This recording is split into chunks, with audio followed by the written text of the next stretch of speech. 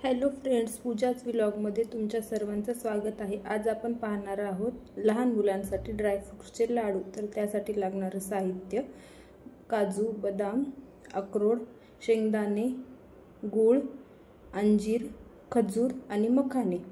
तर आपण हे सगळं 2 ते 3 मिनिटांसाठी तर ड्राय रोस्ट करून घेणार आहोत। पहिल्यांदा बदाम टाकून मी इथे त्याला थोडंसं परतून घेतले, नंतर त्यामध्ये काजू ॲड केले, थोडं काजूला पण रोस्ट केलं आणि नंतर त्यामध्ये अक्रोड टाकले।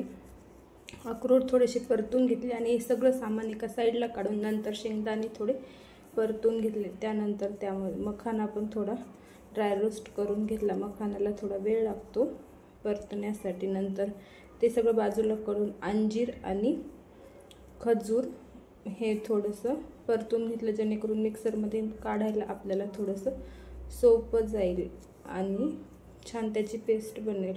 नंतर हे बघा, इथे सगळं ड्राय रोस्ट केलेलं आहे मी आणि बाजूला त्याची एक फाईन पावडर तयार केली। तुम्ही तुमच्या बेबीच्या अकॉर्डिंग त्याची हे बारीक जाड ठेवू शकता आणि त्याचे असे छान लाडू बनवून बांधून घ्यायचे। इथे लागणारं साहित्य मी इथे दाखवलेलं आहे। व्हिडिओ आवडल्यास लाईक, शेअर आणि कमेंट्स करा। थँक्यू।